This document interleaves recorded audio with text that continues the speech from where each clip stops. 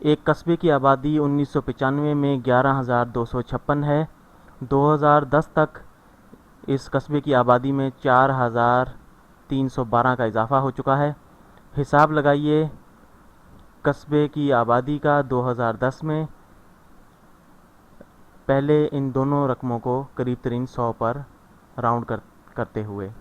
ठीक, तो हमने तखमीना लगाना है आबादी का, कुल आबादी का 2010 में उस कस्बे की। तो 1995 में आबादी थी 11,256। हमने इसे करीब तरीन 100 पर जो है राउंड करना है, तो दो जो है ये 100 की जगह पर है।